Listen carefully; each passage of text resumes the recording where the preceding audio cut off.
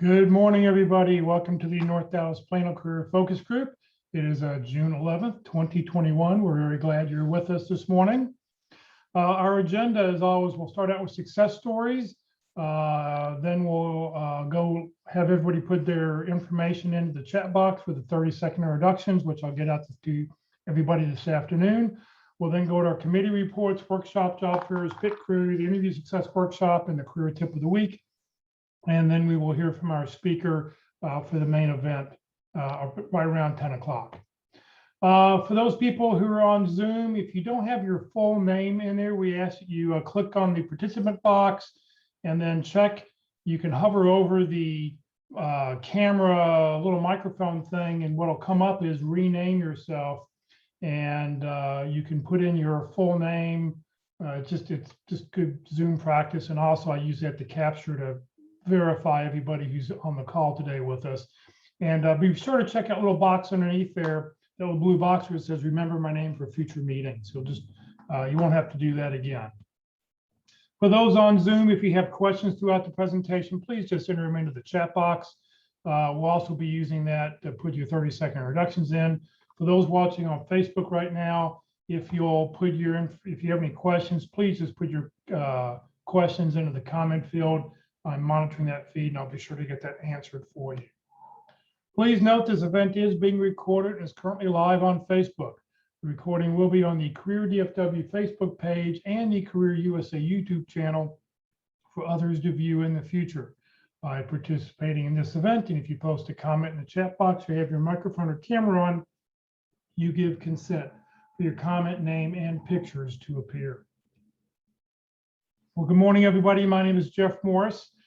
Since 2007, I've been facilitating and leading this North Dallas Plano Career Focus Group.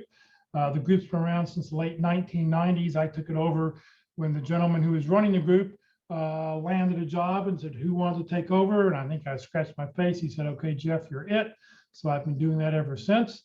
In 2008, I started a website called careerdfw.org to help those in the Dallas-Fort Worth area try to put everything about their job search in one place. There really wasn't a great way to find out about other networking groups and where people met, and some really good resources. So that's why I started the website.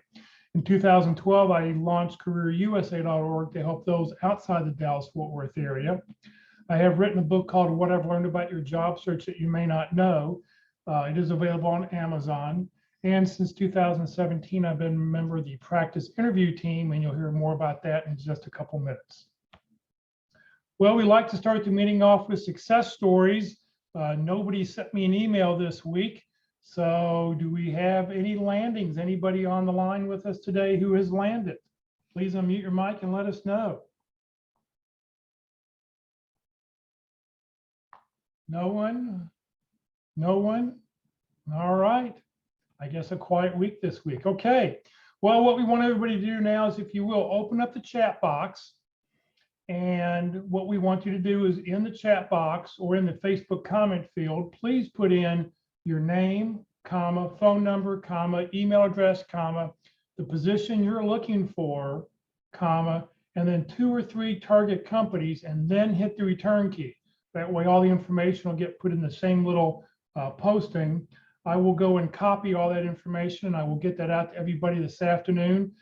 Please try to, if you can, look it over this weekend and see if you can help somebody on that list who you can help with getting them an inside lead, an inside contact. It would be a real benefit. Try to help one person every day. So 30 seconds on the clock.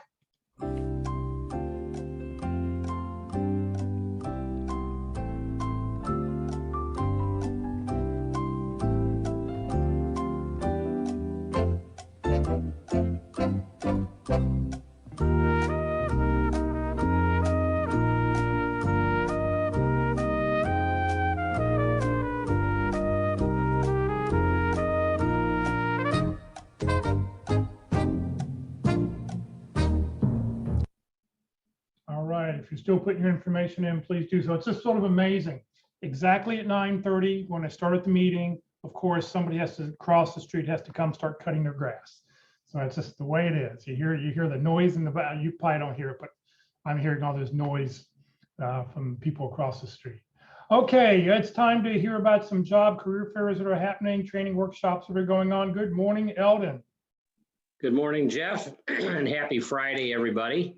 As Jeff said, my name is Eldon Zarinsky, and I present to you every week career and job fairs and special workshops or events. The information that I'm about to present to you comes from the website Career DFW, and there it is on your screen in front of you. I go through these items fairly quickly, so if you hear something that piques your interest, you might want to go back into the calendar, click on the appropriate tab, find the item, click on that, and there's usually more information about the item and or a link to register for it or participate in it.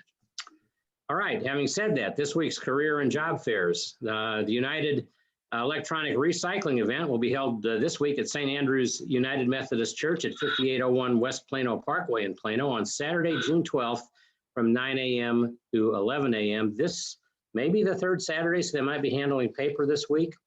That's next week. Yeah. Sorry? Next week will be the paper. Okay, next week is the paper.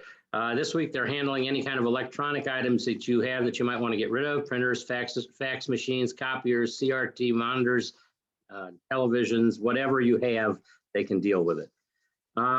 The career fair and open house for NOSCO will be held at 1100 Venture Court in Carrollton on Wednesday, June 16th from 3 p.m. to 6 p.m. There'll be another United Electronic Recycling event on Saturday, June 19th from 9 a.m. to 11 a.m. at Christ United Methodist Church. That's at 3101 Coit Road in Plano. And again, as Jeff mentioned, that is the third Saturday, so they will be handling any paper items that you wish to dispose of. This week's special workshops or events. This is online, Networking Mondays. Join Career DFW and careerusa.org each Monday from 1 p.m. to 2:15 p.m. Central for Networking Mondays. There is a Zoom link and a Facebook link for that to participate. Again, that's Monday, June 14th from 1 p.m. to 2:15 p.m. Also online, LinkedIn Tuesdays at 1 p.m. Join Locke Alderson, Terry Sullivan, Ruth Lipsky, or Kurt Vondemutter each week for an online session on LinkedIn. And they all approach LinkedIn a little bit differently. So if you haven't participated in that, to learn more about how to use LinkedIn, I would urge you to do so. There's a Zoom link and a Facebook link for that on the calendar. This week happens to be Kurt Vondemutter, and he pays $10,000 a year to LinkedIn for the recruiting package. So if you want to see what it looks like from the back end, it is a very interesting presentation to see how he's trying to find you. Yeah, I would recommend listening to that one for sure. Also online, the CSN Recruiter Roundup, Tuesday, June 15th from 6:45 p.m. to 8:15 p.m. And this is hosted by Foster Williams, and it's a group of recruiters who get together and participate in this recurring event on the third Tuesday each month. The recruiters that are working this event include Gail Houston, Rex Shoate, Abby Kohut, Paul Cameron, Rick Martinez, Andy Cook, Mary Leone, and Shelly Casino. So I would urge you to participate in that, because those folks really have a lot of connections and can help you find your next opportunity. And again, Foster Williams is hosting that, and there is a Zoom link on the calendar to participate. Also online, the Who You Know Career Transition Summit, again hosted by our own Foster Williams. That'll be held Wednesday, June 16th from 9 a.m. to 11 a.m. And there is a registration link on the calendar to participate in that one. Interviewing Wednesdays at 1 p.m. This is Wednesday, June 9th from 1 to 2:30 p.m. This is a 13-part workshop hosted by Mark McDonald, who is the leader of our pit crew, and Walt Glass, who provides our interview success workshop. This week is session 7, discussing compensation and the circumstances around leaving your previous position. Again, this is part of a 13-part lecture series. I urge you to participate. There's a Zoom link and a Facebook link on the calendar to do so. Also online, Resume Thursdays online sessions, Effective Resumes with Carol Brickell, who is a certified professional career coach. That's Thursday, June 17th from 1 p.m. to 2 p.m. There is a Zoom link and a Facebook link to participate in that event. And finally, online, the third Friday Internet of Things Special Interest Group Breakfast. This will be held Friday, June 18th, starting at 7:40 a.m. and running till 9 a.m. And there is a link in the calendar to participate in that and find out more about it. They're currently meeting online due to issues with COVID, but eventually they will get back together to meet live. And that's it for this week. Eldon, thank you very, very much. All right, let's see here. So if you know anybody who just lost their job, please let them know about Career DFW and Career USA. If they're in job transition, we've got a great one-page handout about I just lost my job. What do I do now? I know the numbers are coming down, and but it's, we've got the resources here. Let them know about the websites, what we can offer. So it's time to hear from the practice interview team. Mark, before you start to talk, I want to ask, how's your book coming? I have writer's block. Oh, okay. And I have had for 5 years or so. No, I've started it several times. And here's the deal. It's very difficult to talk about interviewing without talking about all of interviewing. So I've struggled on how to present the material, but now that we're doing these 13-part sessions, maybe we've hit upon something for a book. So I'm going to put 13 chapters ready to go. Here we go. 13 chapters ready to go.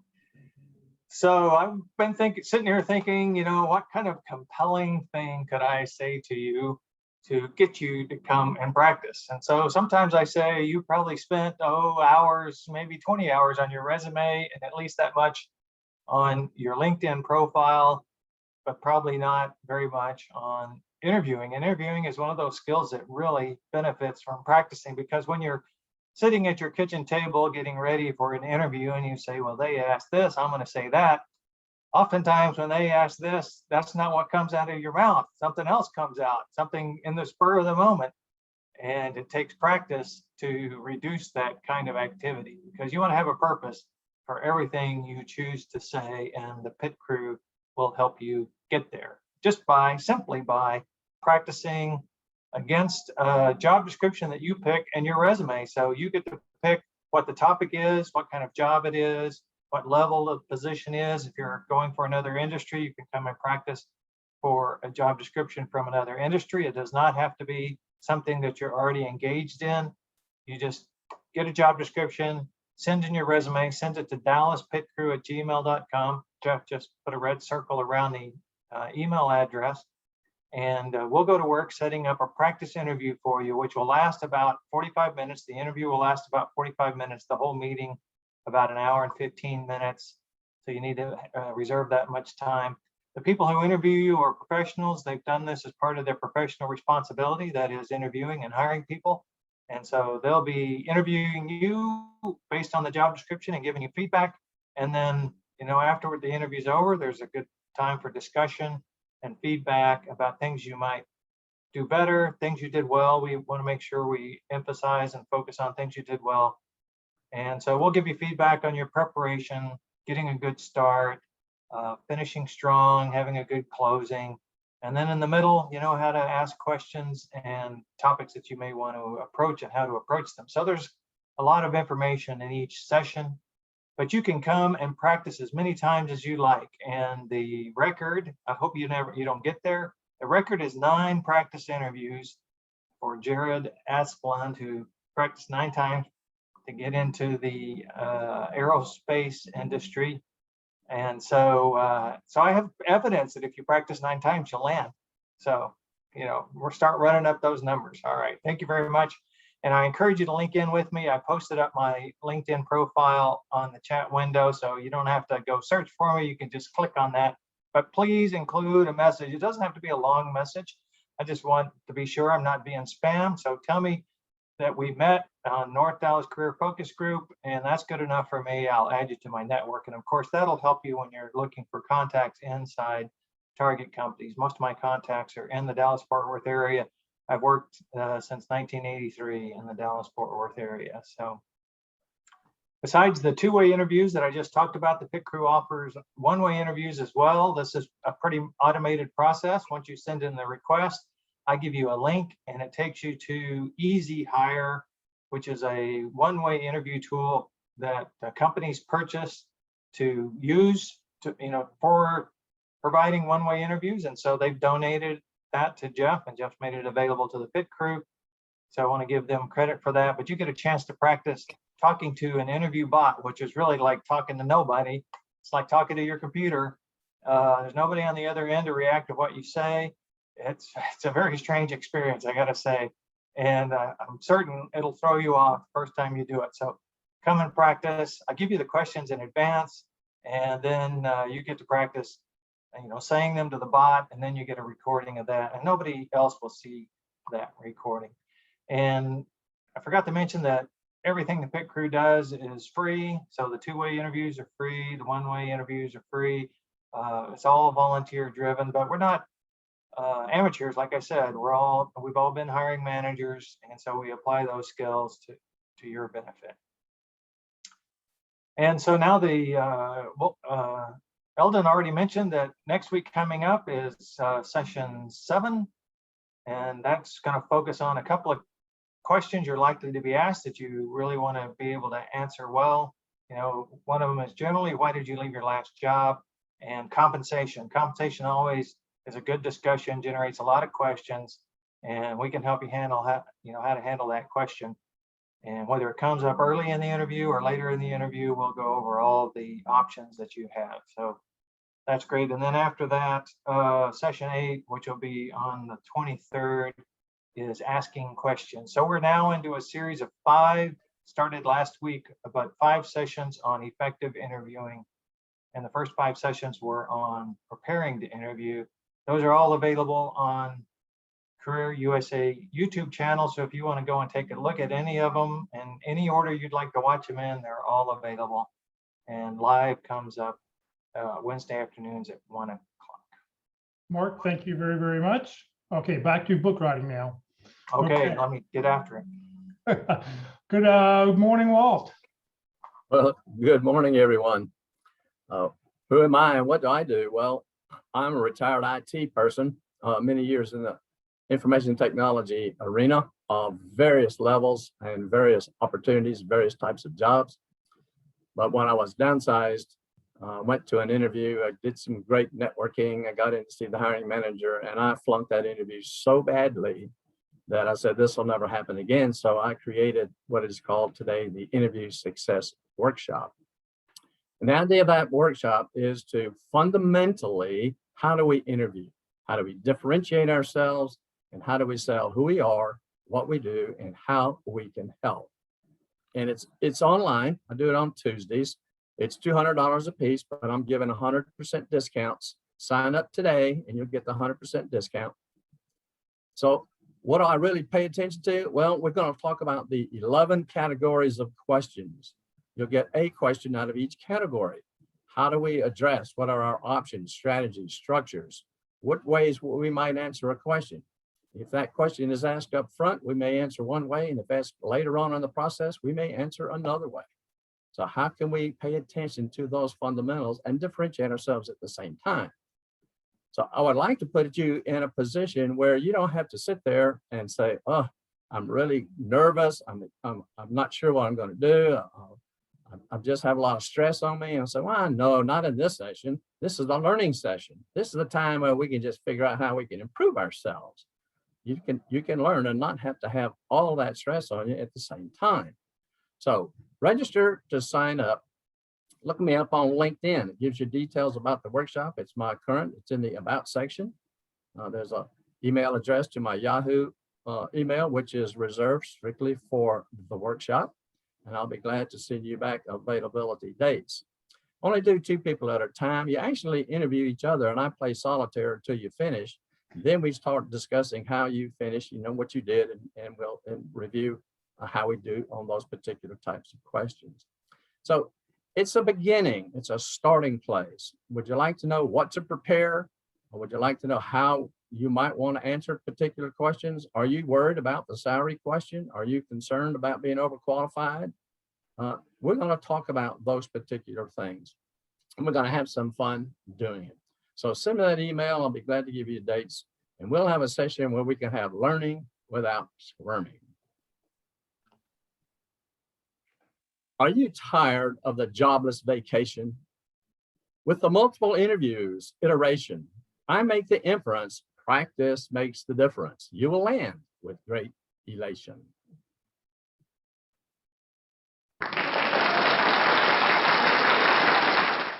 I need to get those copies beforehand so I can get the timing down right for the applause. Sorry about that. All right. It's time to hear the career tip of the week, which you'll find on Career DFW and Career USA each week. A new tip every Saturday afternoon. Kelly, good morning. Good morning, Jeff, and good morning, everyone. Nice to be with you. The tip of the week was written by Vanessa Wash and appears in Fast Company. The title is Learn the Difference Between Being Nice and Being Kind. Being nice can actually hurt your career. Focus on these tactics that will not only help you, but benefit everyone around you. A client told me recently that they wanted to be promoted, but felt their niceness was getting in the way. As they wondered aloud whether they needed to have a harder edge to get ahead, I couldn't say no fast enough. I do not recommend you bully, steamroll, or coerce anyone to advance your career. In fact, some of the kindest and most genuine people I have met happen to be global leaders of large companies. Being mean did not pave their path to the top. Rather, their upward climb was a result of being great at their jobs and having the ability to earn respect. You may be thinking, but I'm a good person and I like being kind to people. That's fine, but I'd like to shift the focus from winning approval through niceness and instead focus on the fact that they are respected. Here are 3 ways to stop being nice and focus on tactics that will not only help you, but benefit everyone around you. Number 1, stop trying to get everyone to like you. It is important to point out the difference between kindness and niceness. Kindness grows from self-esteem and earns respect in return. Niceness comes from a desire for approval, which can result in mistreatment or being taken advantage of. If you spend your workday wondering whether your coworkers like you or how to get them to like you, you are wasting precious time. It really doesn't matter whether your coworkers like you. It matters that they respect you and that you have a good working relationship with them. All too often, I see people fixate on winning someone's approval as opposed to focusing on their actual work. If you focus your attention on keeping your work top notch, you will be respected by your peers, whether they actually like you or not. It is important to be respectful of your coworkers, strive to be kind, and always be helpful. If you're focusing too much on being nice and well-liked, you will notice the opposite effect. It becomes about you, not the work you are doing or how you are treating others. Number 2, speak up if you disagree or think differently.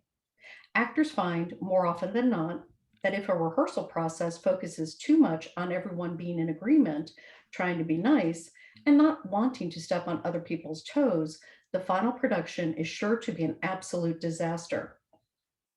If the rehearsal process is difficult, in that they're all challenging each other's ideas or having engaging conversations about how they envision the final product, they're likely to have a hit. The same applies to any collaboration or project you are working on. Rockstar employees are willing to challenge and push their managers when the time comes and they know they are right. If you are trying too hard to be liked, you will likely be too afraid to share your ideas even when you know they can be useful. For the sake of your team, speak up. If you know something needs to be addressed, voice your opinion. New ideas are born and change happens when constructive arguments are had. Number 3, stop taking everything personally. Everyone can have a bad day, and sometimes that translates into bad behavior, such as a blast of anger that is commonly misdirected. You cannot control the emotions of other people, but you can control your reaction to them. If someone exhibits bad behavior and you know they're in the wrong, let it go. Don't take it personally. And if you just can't shake it, address the issue with the person as soon as you can, after the storm of emotion has blown over.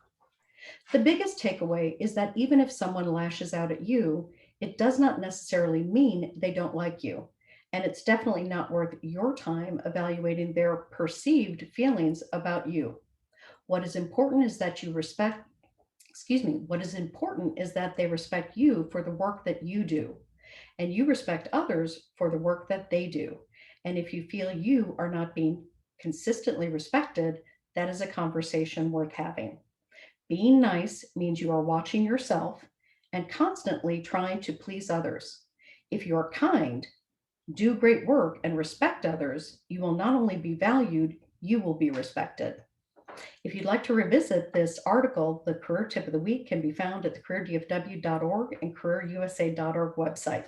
Best to you, everyone. Thank you, Kelly. Thank you very, very much. Well, for the first time since COVID started, we're going to meet for lunch today. If anybody would like to join us today at 12:30, we're going to go to Mama's Pizza. It's on West Parker Road, just a half block west of Custer. Let me pop it up. There we go. So if you'd like to join us, please do so. 12:30 today. I do sort of need to get a head count. So if you think you're going to come at the end of this meeting, let me know. Just type in, I guess, just all you do is type in the word lunch in the chat box. And that way I'll make sure to try to let everybody know that here's how many people we think we're going to have, so we can try to get a table put together for that. So if you'd like to join us.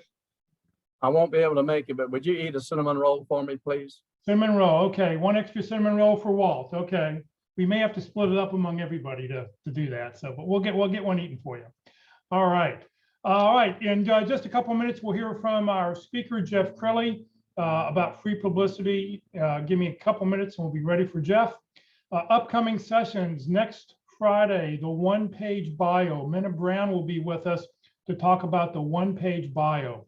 This is I think it's an extremely important document that you should be using every time you network with somebody, because it tells somebody who you are, but it doesn't go into all the details. It doesn't scream out, I'm looking for a job. It's a promo piece on who you are. So join us next Friday for that. It's an interesting presentation. On the 25th, John Jacobs from the Economic Development Board of Richardson will be with us to tell us what's going on in the city of Richardson, businesses that are moving in and out. So if there's any businesses that you're interested in Richardson, he knows all about that. So he'll be able to tell you about who's hot, who's not, and if he's heard about a company. He is well connected in the Richardson area. Okay, it's time to hear from our speaker today. Jeff Crilley is the CEO of Real News Public Relations and Real News Studios. He put together this book years ago. In fact, he'll probably tell us the story, but this book is probably one of the reasons why he's no longer a TV news reporter, because he enjoyed talking to groups like this and selling his book. So Jeff, thank you for being with us, and I'll turn it over to you and let you tell more people about yourself. So I'm honored, and if you give me an opportunity to share my screen, I'll do some AV. Honored to be invited back. Jeff, how many times have I spoken to your group now? Well, I did go look yesterday. 2010 was the first time. Wow. And actually you were supposed to be in February, but we had an ice storm, so we had to reschedule for April of 2010. So this is number 12 or 13. Yeah, it's amazing. And you have such a great group. And, so here's what I'll begin with. This may be the best time in the time that I've known Jeff Morris for anybody in his group to get a job. I think, and I speak for employers everywhere, where you've got kind of these entitled millennials, and forgive me if there's some millennials on this call. Yeah, I'm not talking about you. There are some entitled millennials and Gen Zs out there who are arrogant, expect the world to be given to them because they got a ribbon for showing up at soccer practice. They're your competition. So I can honestly say this. I've seen, since I've been speaking to Jeff's groups, for 11 years. Wow, that's crazy. We've seen different cycles, right? We saw 2008 together. We saw COVID together, and now we're seeing the surging market together. And I'm here to tell you that everything I'm reading in the papers. Does anybody still read the papers, by the way? Everything I'm reading in the news is that employers are frustrated. They cannot find people with work ethic. They can't find people who are hungry. And so one of the reasons Jeff keeps inviting me back year after year is to talk about my journey. And my journey is a story of stick-to-itiveness. And that quality of stick-to-itiveness, never giving up, is in short supply these days. I really think because of the way we raised our kids, and me included, I drove my dad's 1978 used Monte Carlo.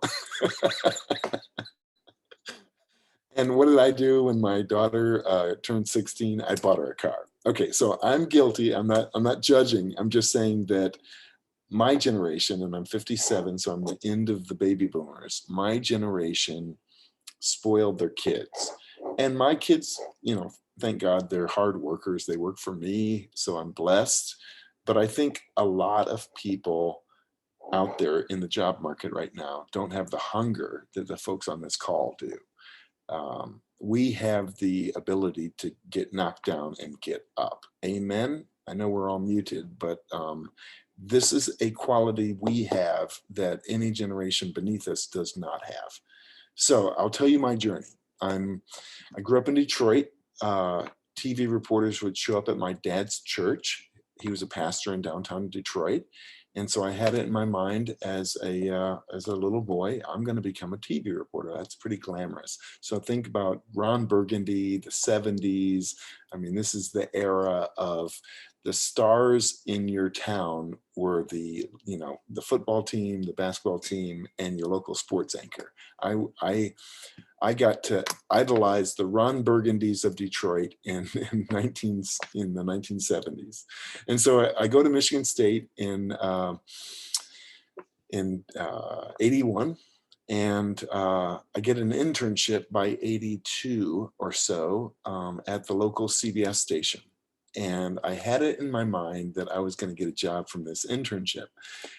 And that's important because nobody in the history of this small CBS station in Lansing, Michigan had ever gotten a full-time job from an internship. And so I went in there with an expectation that didn't exist. I'm going to start as an intern and I'm going to get a job. And in this class of interns, I was one of 5. And I remember the other interns were very negative. They were telling me, why are you working so hard, Jeff? They've never given a full-time job to an intern before. Why are you working so hard? And to put this in perspective, I had an internship where I was paying the college for working for free. I don't know if anybody's had that experience before. My company now pays its interns $10 an hour, but I was paying the university for the privilege of working for free, and I was expected to work, I believe I was expected to work 15 to 20 hours a week for my college credit. I was working 60 to 80 hours a week. I would clean toilets in the dorm.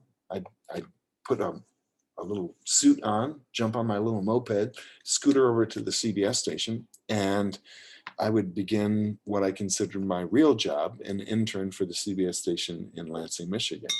And in my mind, I saw myself just blowing past these other interns. And at the end of this 10-week internship, I saw the news director coming to me saying, Jeff Crilley, you are amazing. We've never had anybody like you. You work so hard. You're here 7 days a week.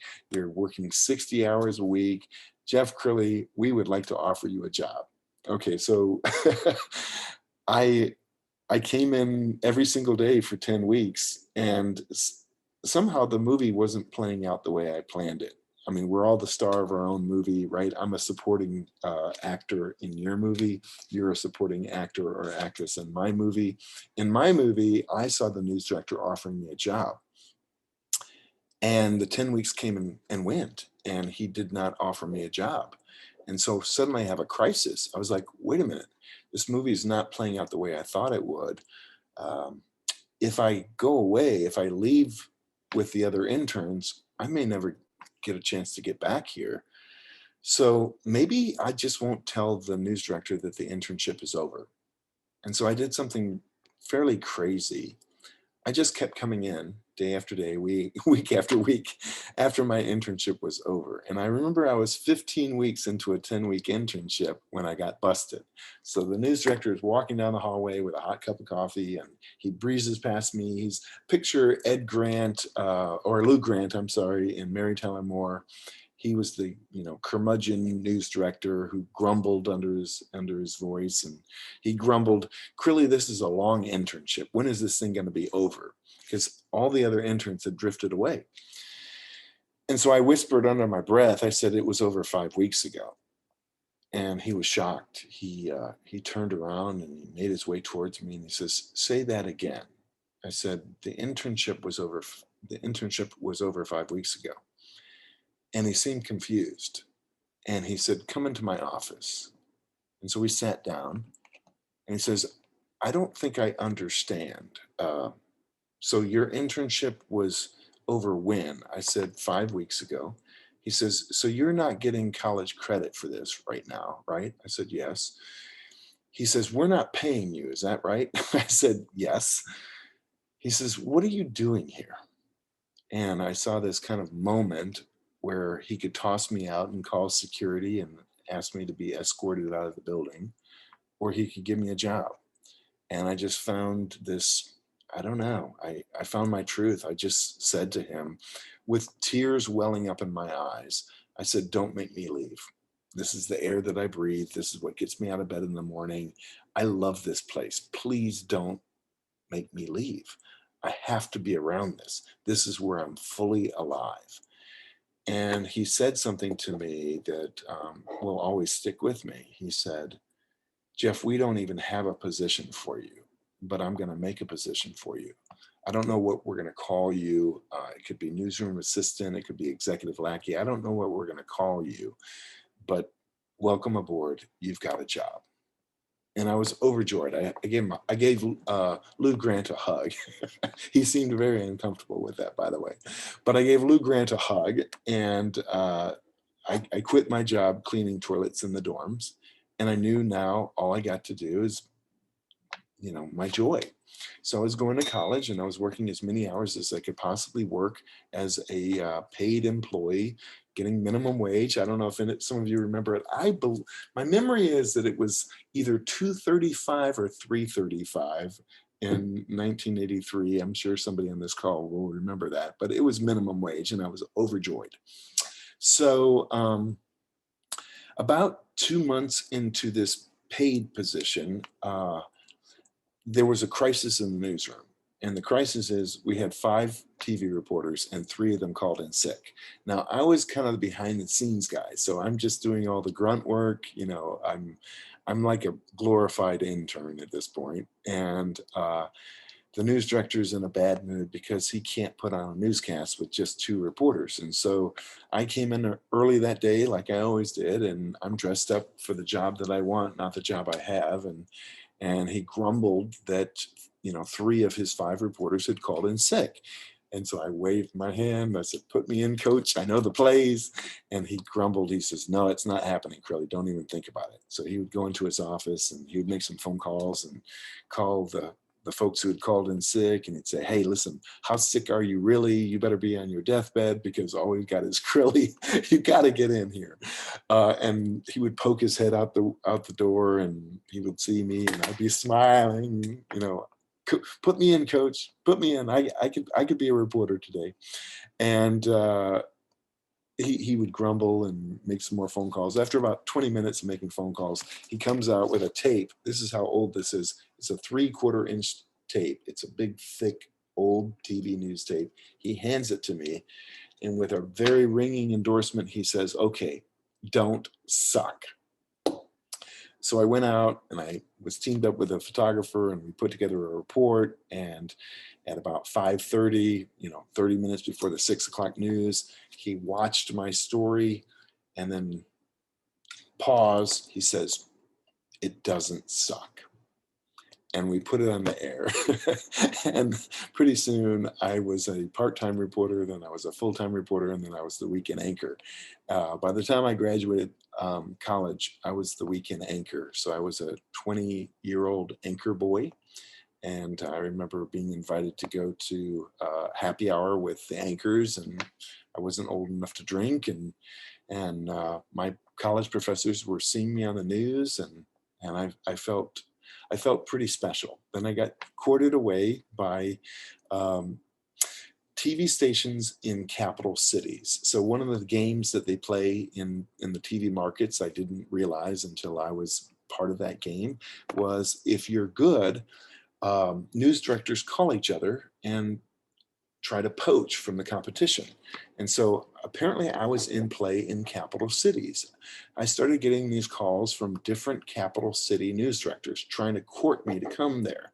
And I got a call from the news director in Omaha, Nebraska, who was trying to get me to be his Lincoln bureau chief. And I remember at the age of maybe 23 at this point, I was pretty arrogant. And I said, send me your show and I'll take a look at your show and see if I'm worthy of your market. Because in my mind, I'm in market 100. I really wanted to jump to market 30. Omaha was 70, so I wasn't crazy about it. But to the news director's credit, he wasn't offended that I was asking for him to send me his work. He sent me a tape, and it was an amazing newscast. It was, if you can remember, the rededication of the Statue of Liberty, which was in 1986. And Willie Nelson held Farm Aid 1 in 1986. And so this was an unusual newscast, but he had back-to-back live shots, which at that time in TV news, it was really tough to have local reporters doing live shots across the country like that. And so I said to myself, wow, I think this is worthy of an interview. I get flown out to Omaha, Nebraska. And one of the best things that I learned in Omaha, Nebraska was how to report. I thought I was good because I was good in Lansing, Michigan. But there's a meeting pearl here. And the meeting pearl is it pays to get your butt beat. So for about a year, I was getting my butt beat by a guy named Mike McKnight. Mike McKnight was at the NBC station. I'm at the CBS station in Omaha, Nebraska, covering Lincoln and everything west of Lincoln. And if you want to pull up a map of Nebraska, there's about 400 miles west of Lincoln. So there's a big territory. And this Mike McKnight was feared in journalism. I mean, he notoriously would be hanging out with cops. They would be all drinking in the middle of the night, and then the phones would ring and it was a homicide, and all the cops would leave and he would go out with the cops and he'd film something at 2 a.m. because he was buddies with all these guys. And so by the time I wake up at 6 a.m, I'm already, behind the 8 ball because Mike is beating me. So I lived in fear of the 6 o'clock news. By the 6 o'clock news in the evening, I'm getting a call from my news director wondering why Mike McKnight beat me yet again.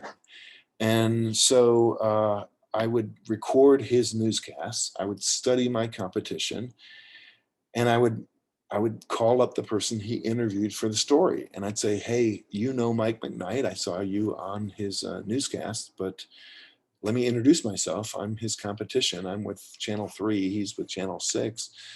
Can I ask you how he got that story? And they would say, well, Mike calls me 2 or 3 times a week.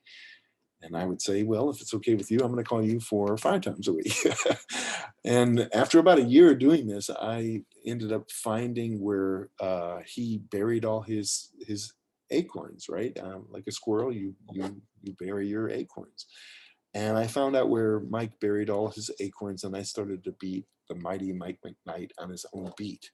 And then I started sending out resume tapes to the top 30 markets because I was in market 70. I ended up getting hired in Minneapolis. For those of you who have never been to Minnesota, it's a different kind of cold. I grew up in Detroit. It got cold, but Minnesota was ridiculous. I mean, you would wake up in the morning and the weather guy was saying, we're expecting a high today of 15 degrees below zero. And I would say to the TV set, you got to be kidding me. We're not even going to crack zero. This is Minnesota. This is my life. And so after the thrill of being in the top 13 market kind of wore off, I knew I had to get to warm weather. I no longer dreamed of going to New York because my kids were being born. So I had a 2-year-old daughter at the time and another child on the way. And I got this idea, I've got to get to warm weather. And so if you look at the top 10 markets, you have LA, warm weather, very expensive. San Francisco, warm weather most of the time, very expensive.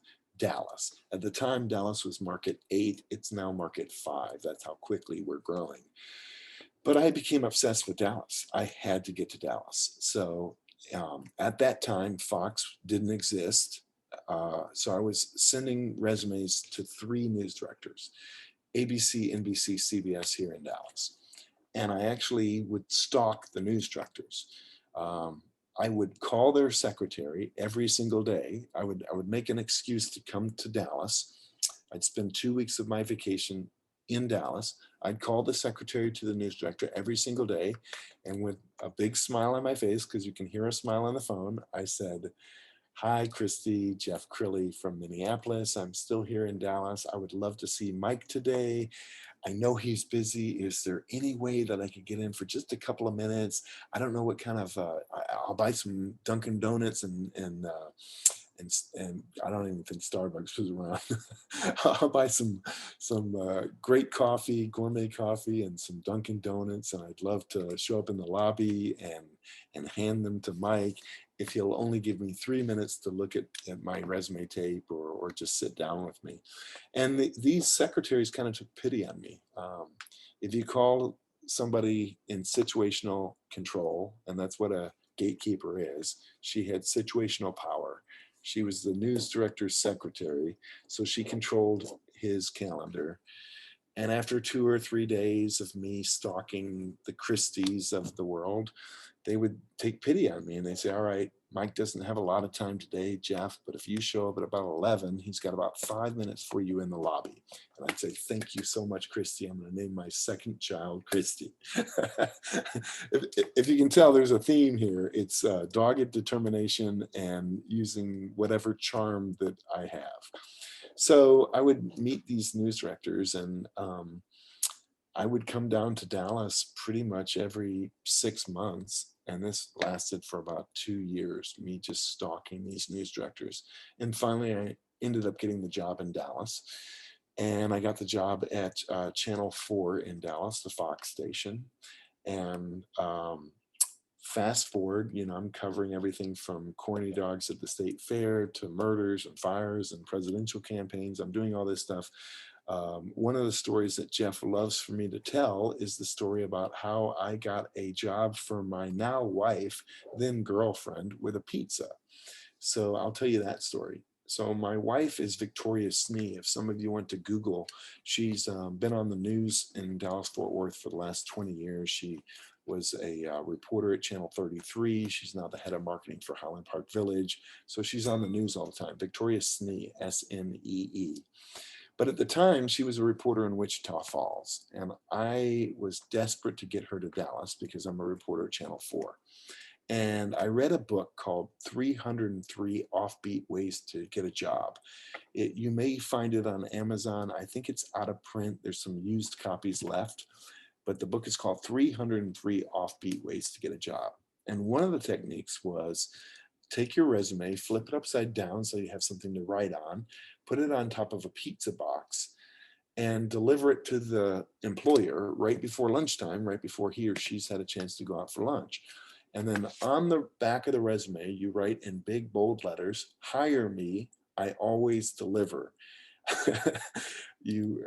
Underneath that you write, "I know this is a cheesy way," underline the word cheesy so they get the pun. "I know this is a cheesy way to get your attention, but I would do anything for a job interview." And I signed it my girlfriend's name, Victoria Snee.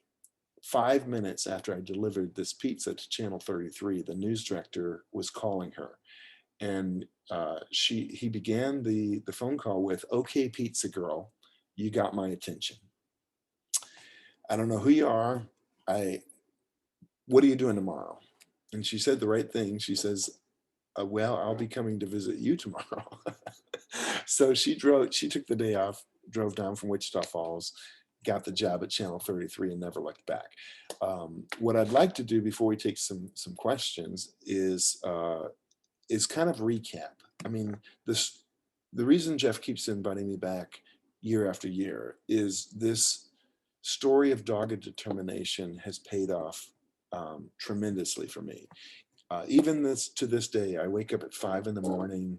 I send out an email now to 34,000 journalists across the country. I haven't missed a day in 12 years, not Christmas Day, not New Year's Day. I grew my little company from me in my home in 2008. It's a PR firm to a company with 20 full-time employees. I now am paying people what I used to make as a TV reporter. So I'm going to share my screen with you and just show you kind of what we do. And this will give you some sense as to what my life is like. And then I want to hear your questions. So this is my very first client.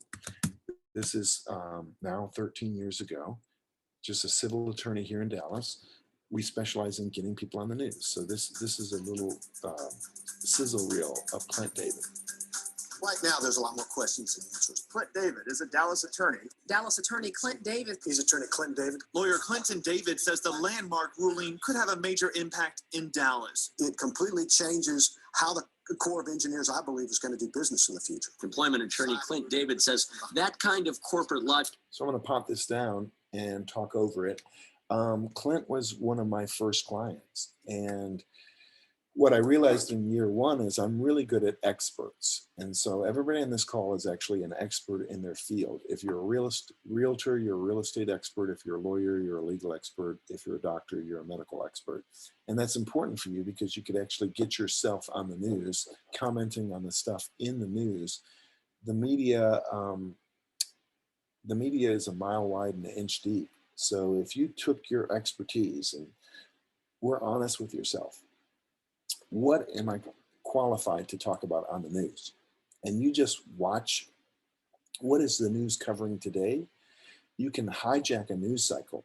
So let's, maybe there's somebody in this call who's into IT or cybersecurity. I mean, man, there's a bust every 5 minutes. Ransomware hacking, I mean, every 5 minutes there's another incident where they need an expert on cybersecurity. If you wanted to market yourself and market your expertise through the media, you just call up the media. That's what my company does. We call up the media and we say, we have an expert in this category. You guys are talking about this ransomware attack, and we have an expert who can speak to this. And so it's not uncommon for my company to get our clients 30 media placements in 30 days, which is insane for PR firms. I'm going to end with this because one of the most exciting things that's happened in the life of my company is that we got into podcasting on steroids. So what I mean by that is podcasting meets Channel 8. So I've spent $500,000 on TV studios. We're over by LBJ and the Tollway, Lincoln Center. It's right next to the Hilton. This studio is called Oprah. You can fit 50 people in it. When 50 people are clapping, it can look like 500 people. What we're doing is we're producing shows for podcasters. So 100%, that's Ted Nugent, by the way. His wife is a client. Very cool. You remember the Motor City Madman? So I get to see Ted every once in a while when he comes in with his wife. And I'm telling you this because podcasting is a great way to meet people who might later change your life. So I do a show every day called the Jeff Crilley Show, and I believe in being transparent. So I'm going to tell everybody on this call, my little Jeff Crilley Show makes me $2 million a year. How does it make me $2 million a year? Nobody ever pays to get on it.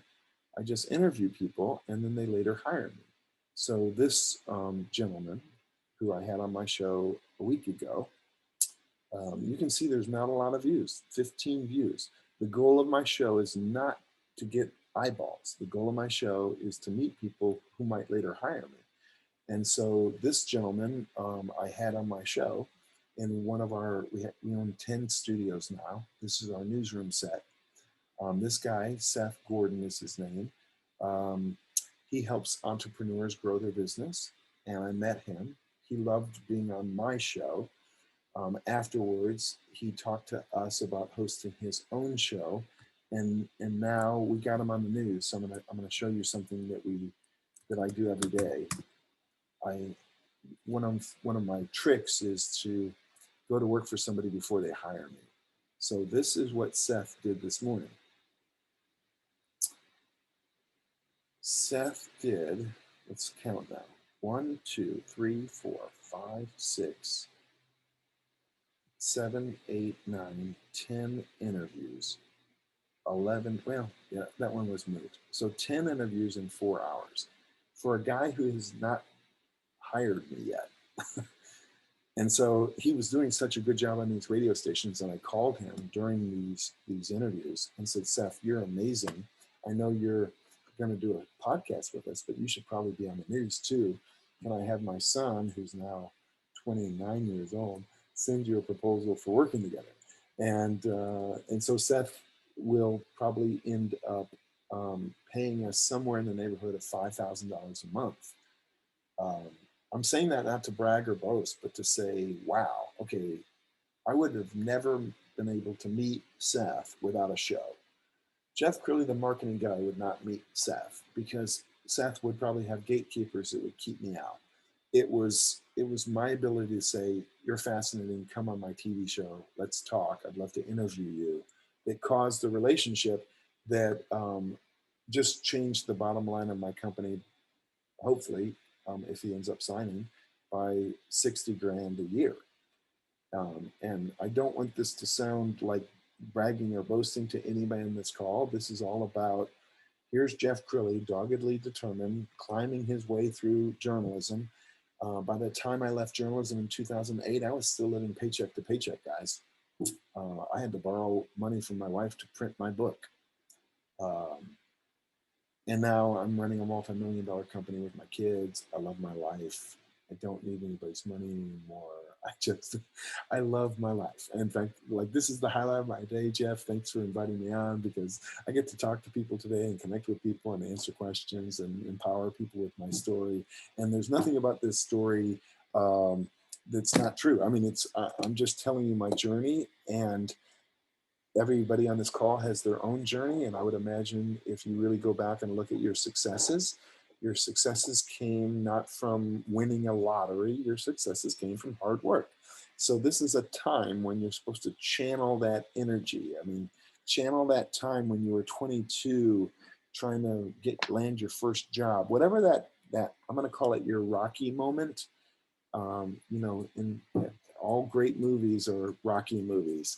The hero has fear. The hero is afraid of this fight that, he or she's going to have to fight with Apollo Creed, and somehow summons up another, fire in their belly they didn't know they had, and goes out and goes the distance. So Rocky is a hero of mine, and I'm saying to everybody on this call, this is your Rocky moment. What are you made of? It's not how many times you get knocked down, it's how many times you get up, and you're being tested right now. But the good news is your competition is incredibly weak. The millennials and the Gen Zs, once they get knocked down, typically they don't get up. You won't see them pestering news directors. You won't see them badgering people to get a job. You won't see them showing up with a pizza to get somebody's attention. That's, they don't do that. So anyway, I'm gonna stand down. Jeff, if you have a question, or if there's somebody on the call that has a question, I'd love to help. Well, I just, this is all about self-promotion. It's how you have to go sell yourself, and you have to get yourself out there. Tell us, I always love the stories you've told in the past about a couple of the videos. Just tell us about one or two of the videos that you sent when you were in Minnesota, how you used the family to get to the hearts of those here in the DFW area. Sure. Well, I wish I had the videos to share right now, but okay, the camcorders had just come out, the home camcorders, right? So this is, let's see, when I was applying to Dallas, I got the job in 92. So this is probably 1990, 1991. I had this idea. Well, every journalist sends their, a compilation of their work. What if I sent a home video message from Minnesota to these news directors in Dallas that I was pursuing? And we had a freak snowstorm in Minnesota. On Halloween day, we got 2 feet of snow. So what did I do? I saw this as an opportunity. I was like, if I want some pity from Dallas, I need to do a video right now. So I grabbed my ex-wife now, and my little daughter, Sarah, who was playing in the snow. And I made 3 different tapes for each news director. You know, hi, Dave. Hi, Mike. I forget the name of the other one. Hi, John. I would say Jeff Crilley from Minnesota. This is Halloween Day. My wife, Susan, is running the camcorder. My daughter, Sarah, is playing in the snow. I joke that I taught her to say, please hire my daddy. I don't think that's actually true. I don't know that she could talk. But I did say to the news director, looking straight into the camera, I said, hey, this is no way to live. It's Halloween Day. We're going to trick or treat tonight in 2 feet of snow. You need to rescue me and my family. Here's my latest work. And then I would show, you know, a standard TV reporter's work. And I'd come back out and I'd say to that news director, I'd say, Mike, I'm going to keep sending you these tapes month after month, year after year, until you either break down and hire me or get a restraining order against me. But I'm not going to give up on you the same way I wouldn't give up on a story if I was a reporter under your tutelage. I'll see you next month. And then, you know, I'll do the same thing the next month. And it wasn't done in TV news. I didn't steal that idea from anybody or read it from a book. I just said, what more can I do to demonstrate how hungry I am? And I think this is a truism across the globe. Hard work and dedication needs to be rewarded. And people just don't see it anymore, especially in the job seeking process. You did remind me of something that I wanted to say, Jeff. The secret to doing a great job interview. The secret to doing a great job interview is really to not talk about yourself, but to get the interviewer talking about themselves enough that they like you. So what does that mean? Well, these days with Google, I mean, I had to do it the old-fashioned way. I had to go to a clipping service with the Dallas Public Library to read all this stuff. This is pre-Google days. But now that you have Google, you could go on their LinkedIn profile. You can see their entire career path. You can see they turned this company around. They did this. So you could go on their Facebook page. You could say, how was that trip to Hawaii? I mean, you know everything about these people through Google. And so what you do at the very beginning of the interview is obviously show up, you know, ready for the interview. You know, don't mail it in with a T-shirt just because you're on Zoom. But these days, I think Jeff, everybody's interviewing in person these days again, aren't they? I'm starting to hear a few interviews, not a lot. There's still a lot of online interviews right now. Okay. Well, so you go in and you just say to the person interviewing you, hey, we can talk about the job and me in a minute, but can I just tell you how I'm blown away by you? You specifically, not your boss, you specifically. And then you give them specific praise on something they've done. I wouldn't praise the boss necessarily because you don't know the relationship between the person that is interviewing you and the boss. So praise them specifically for something they've accomplished. And so you say, hey, you know, I just I went on LinkedIn. I saw that you came to this company 3 years ago, and oh my God, it seems like you've had very low turnover. Your sales are skyrocketing. And I have to believe it's because of the interview process, and you're only picking the best and the brightest, and there's very low turnover. And that takes a talent for somebody like yourself to recognize those people who are hungry, those people who are doggedly determined, those people who are not just using this as a lily pad to jump to another lily pad. Congratulations on your success, because clearly you're part of the secret to the success of this company. And by doing that, it's disarming, right? It's a sincere compliment. You can flatter somebody, but you better be specific. You have to actually pay them a compliment on something that they would believe about themselves. And so that statement that I made, if you did your homework, is an absolutely true statement. And then they'll blush a little bit and they'll say, thank you so much.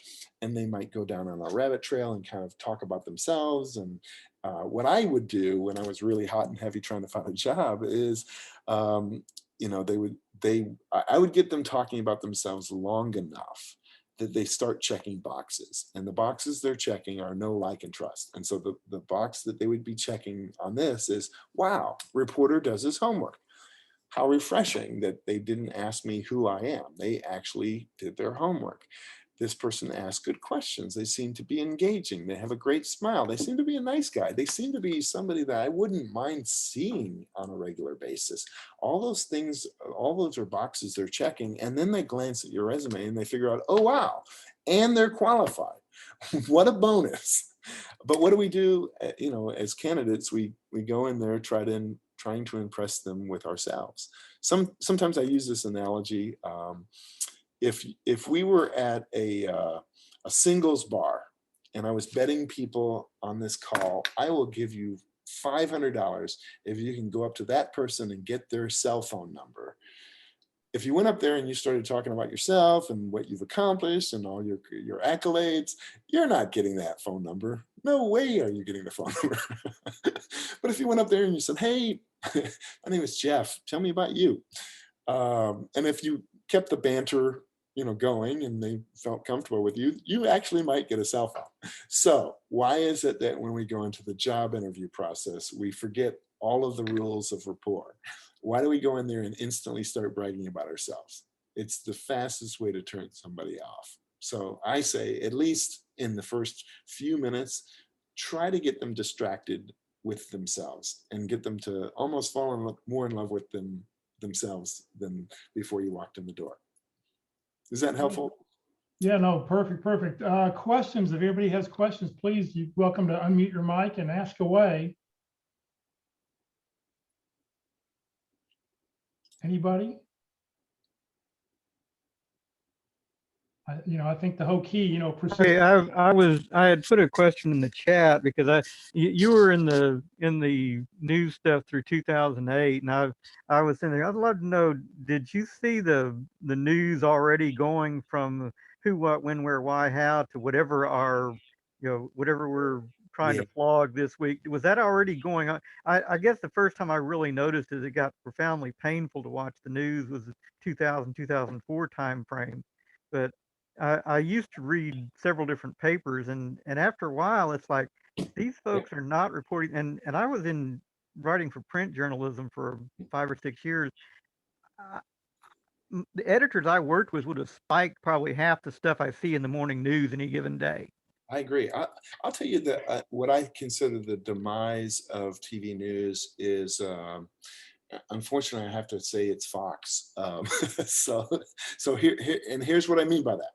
So when I got into journalism in the 80s, we already had kind of an influx of the Woodward and Bernstein. You could take down a president. You had a whole influx of kind of liberal reporters, idealistic reporters. So I think the media of the 70s, 80s, 90s, very, very liberal. So Rupert Murdoch, who's a conservative, came in and said, okay, what if we weren't liberal? What if we were middle of the road? What if we were right down the middle? So fair and balanced was their slogan. Do you remember that? And so they were right down the middle. And the surveys show that 2 out of 3 Americans identify themselves as Democrats. 1 out of 3 identify themselves as Republicans. So you can do the math. If CBS, NBC, ABC, CNN, MSNBC are all leaning left, if Rupert Murdoch comes in the middle, he seems right. Well, here's what happened. He took the Republican viewers with him. And as more eyeballs, as he started to win, well, you're making more money. And so Fox goes more to the right and CNN goes more to the left.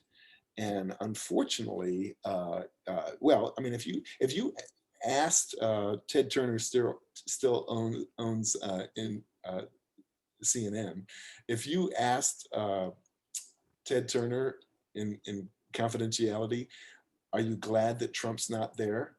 I think he would say, no, I'm sad that Trump's not there, because their viewership has gone down significantly. Well, yeah, since. you're talking about CNN, and that was one of the parts that was really painful to me. When I was in college, it was one of the few places you could get international news. Yes, I had grown up overseas, and I tried to keep track. It's hard getting, European papers, or this is pre-internet. Um, and great. you're sitting there trying to get international news, and then all of a sudden they go from doing the who, what, when, where, why, and occasionally doing an in-depth story to being just useless. I agree. And it's like they're running on advertising, for crying out loud. Who's paying for this garbage? Yeah, and we could have a whole session about the media. I think the media is in steep decline because, okay, let's imagine that Jeff interrupts this and says, "Oh my God, did you hear about the explosion in downtown Dallas?" Every single person on this call is going to go to their rectangle or their laptop and they're going to search. They're going to say, okay, where do I go to find this information? Am I going to go to the Dallas Morning News? Am I going to go to Twitter? This is an interesting experiment. So you guys remember a couple weekends ago, it was reported shots fired at North Park. Do you remember this? Yeah. Okay. It was like, was it a Saturday or Monday? It was over the Memorial Day weekend. I can't remember. It was a Sunday. It was a Sunday about 1 o'clock. Yeah. So my wife used to be head of marketing for North Park. So we were invested. She got a text message from somebody who used to work there who said, "Oh my God." And she took a screenshot from Twitter. And so, it's a Sunday where you have kind of a skeleton crew, but I would expect that you have somebody who can update the websites. So what I did, I'm old school. I go to Channel 4's website. I go to the Dallas Morning News websites. I go to Channel 5's website. I go to Channel 8's website. I could not find anything in the mainstream media about shots fired in North Park. And Victoria's going to Twitter. And she's sharing all these videos with me. And I swear it was 15 minutes before any of the mainstream media caught up to social media and reported shots fired at North Park. And then it later turned out to be a mentally disturbed teen with a skateboard. But I'm telling that to you because, when the mainstream media can be 15 minutes late on a story that's already blowing up on Twitter, the mainstream media will cease to be relevant in the next 10 years.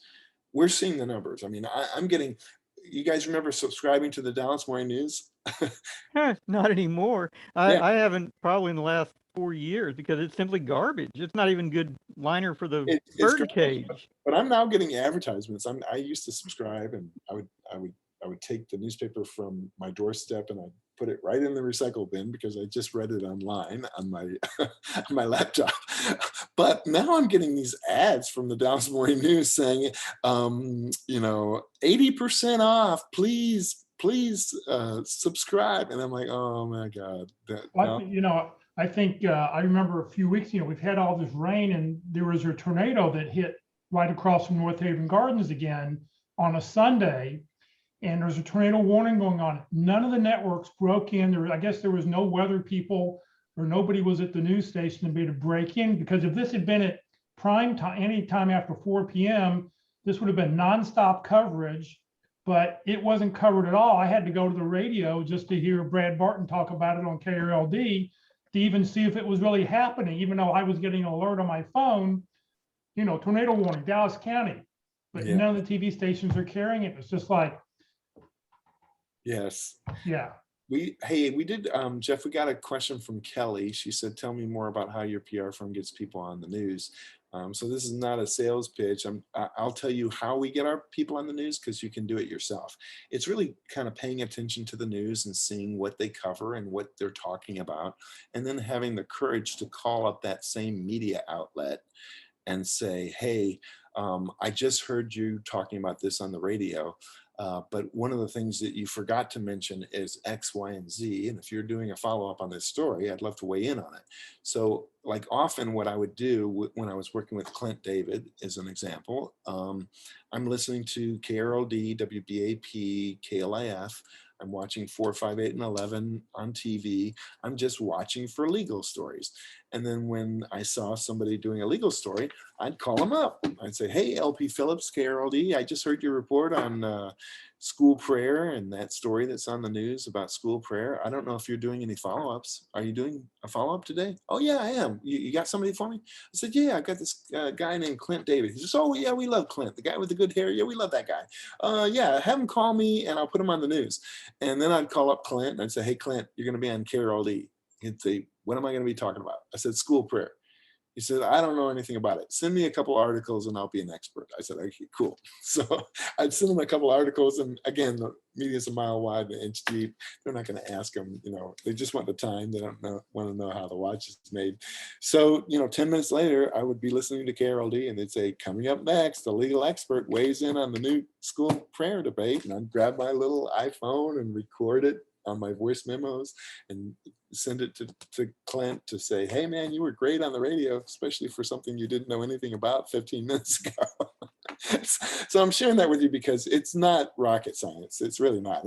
It's really kind of old school, paying attention to the news, knowing what you're an expert in, and having the chutzpah to pick up the phone and call the journalist. So is this part of, like, you said you put an email out every morning? Do you list topics that you have speakers that you have experts on, or? Yeah, let me show you what this is. And there's a meeting pearl here in terms of the power of habit. So there's a great book written by a New York Times bestselling author called The Power of Habit. And it basically says, if you do one thing every single day without fail, and you do it religiously, it will change your life. If you want to lose weight, if you just drag your butt out of bed and do something for a few minutes and maybe change up your diet a little bit, you'll lose weight, right? Okay, so this is what I put out this morning. You can see that I sent it out 3 hours ago. On the right-hand side is fun stuff. My media concierge, so she works for me. She used to be the head of Good Morning Texas. I'm saying to the journalist, if you need help finding a story, here's Laura. She'd be happy to help you find a story. Here's blooper of the day. Here's celebrity birthdays on this day in history, random trivia, viral video of the day. Today is National Corn on the Cob Day. What are these rare Michael Jordan, Air Jordan 1s worth, and the weird story of the day. The stuff on the right-hand side is simply candy to keep journalists from deleting me, because technically I spam an additional 200 of them every weekend by just adding them to my list without their permission. In the middle is how I make my money. So I get tired of leading with Biden every day. So I always look for stuff where I can change things up. So apparently the CDC is meeting over the fact that some of these teen boys are having heart conditions related to the second Moderna shot, right? Or Pfizer shot. And so I'm asking the question, why is this happening to teenage boys and only after the second dose? If you're a patient, should you hold off on having, if you're a parent, should you hold off on having your teenage boy vaccinated for a while? Dr. Fahmi Farah is a medical expert, a cardiologist based in Texas. She'd be happy to talk about what she's telling her patients. This is the gold. I'm getting out of the way and I'm saying to 34,000 journalists, if you need to talk to a cardiologist, here's her cell phone. Second story is about the drought and how it's taking a toll on water systems. Again, an expert on water supplies. And finally, I try to go a little lighter towards the end. Survey is, what does your partner really want you to look like? And there's a survey out there that says, men have a preference about body types, women have a preference about height. And then I have a person, I put in there no clients here. So I'm always kind of using my daily email as a way to audition for prospective clients. But going back to this, what is the wisdom here? I now have 34,000 journalists that receive this and live by my words. So I'm going to show you just one last thing, and then we'll take another question if we have time. My open rate is very, very consistent. So you can see that just in the last few days, I honestly think the 16% open rate is an aberration. I don't think that's true. It tends to be more around 10, 11%. So it's we have a 7% open rate right now, and it's not even noon yet. And through this, through Constant Contact, you can see New York Post opened me, NBC opened me, Cumulus opened me, King 5 is Seattle. So Associated Press, more Cumulus. And through this, you can click in and actually see their engagement rate. So Bob Clark with Cumulus, and I could Google to find out who is this Bob Clark. But Bob opened me, several times. Let me go back to that page. Bob Clark is a Jeff Crilley fan. Look at this. I sent it out at 7:22 this morning.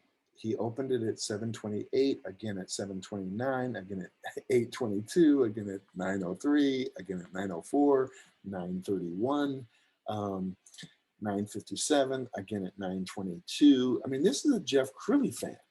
So I don't know who Bob Clark is. I should find out who he is because he likes me. Let's find out who Bob Clark is. What market is he? Is it a guy that I should be courting? I'm messing up my emails. I'm not going to be able to find Bob Clark on this call. But the reason I'm telling you this is if I needed to send an email to Bob Clark, I would say, Bob, it's Jeff Crilley from the Morning Rundown. And he would love me. He would say, hey, Jeff, what do you need, dude? I live by your words. How can I help you? And I would be on the air in whatever market. He opens me every single day. So I hope there's some words of wisdom there, but it's let's take the job search. What is the power of habit? What could you do every day, right after you brush your teeth and shave or whatever your morning routine is? Every single day, without fail, I am going to do this. If that's, introducing yourself to 5 more people on LinkedIn, whatever that routine is, I promise you, if you do it consistently, it will pay off. Well, very good. Well, Jeff, thank you very much for your time. I know you're a busy person. I see your live online things when they pop up on my feed. I guess I also must stalk you on Facebook because I know you've been recently to Santa Fe, or not Santa Fe. Yeah, it was Santa Fe. Santa Fe. Okay, yeah. Santa Fe and New Orleans, the last 2 trips I think you've taken. Yes, So I sir. don't know, all those things sort of pop up. I love it. If anybody does want to join us today at lunch, I have a book here that I'm going to give away.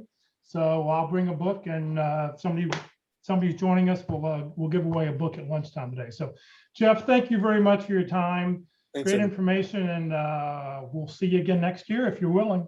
Yeah, it'd be an honor. Thank you. Thank you, everybody. Great. Okay. So, Jeff, thank you very much.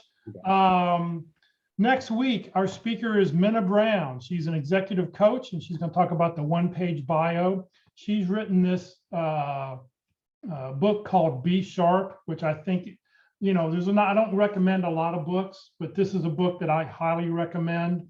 The first half of the book is all about your 30-second introduction. The second half of the book is all about the one-page bio. And there's make sure you get the second edition. There's 30 bios in the book. I believe that if you're a Kindle member, that I think you can actually view the book for free.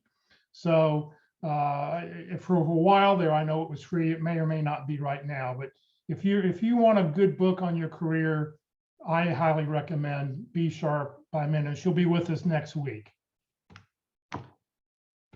Let's see here. Come on screen. All right, if anybody has not put their 30-second introductions into the chat box, please do so. That way I can make sure we get you on the roster. Make sure to get all that information out. For those people on Facebook, I will delete that information so that none of your personal information will be hanging out there on Facebook as soon as the session is over. Career DFW and Career USA, we're putting on training 5 days a week. So hopefully you'll join us.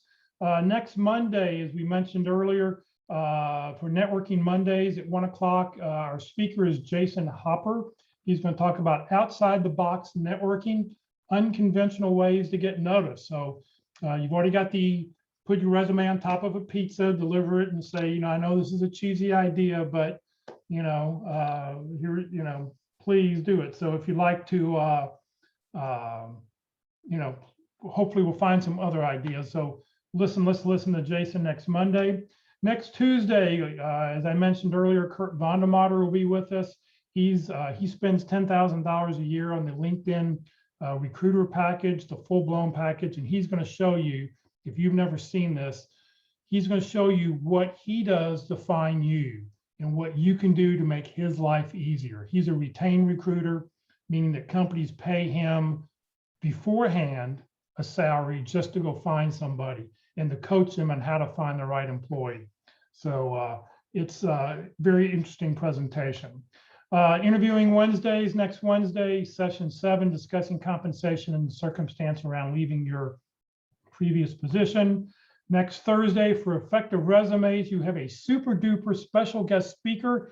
I'm actually going to be filling in. We had 2 other speakers lined up and they both had to back out last minute. So I'm going to fill in. You're going to hear my resume tips and tricks. So please join me next Thursday. And just a reminder, these sessions have been recorded. They will be on the Career DFW Facebook page. They will be on the Career USA YouTube channel. Please follow us on Facebook. Please subscribe to our YouTube channel. We really appreciate it. The more subscribers you get, the more things that YouTube opens up to you. And it's nice to see that people are going back and watching these sessions afterwards. On the YouTube channel, it looks something like this. Be sure to, it's a Career USA YouTube channel. Click on playlist, and down below then you'll see resumes, interviewing, LinkedIn, North Dallas Plano Career Focus Group. Don't click on the video, but click down where you see that red arrow where it says view full playlist. And up will come a list of all the different dates in chronological order along with the title of the talk. And just know for the North Dallas stuff, most of the speakers start about 30 minutes in. Well, thank you for joining us today. If you're going to join us for pizza today, please just put pizza in the comment field so I know. I've seen a couple people put pizza in there. So we'll see anybody 12:30 today, Mama's Pizza on Parker. So everybody have a great weekend and we'll see you all next week.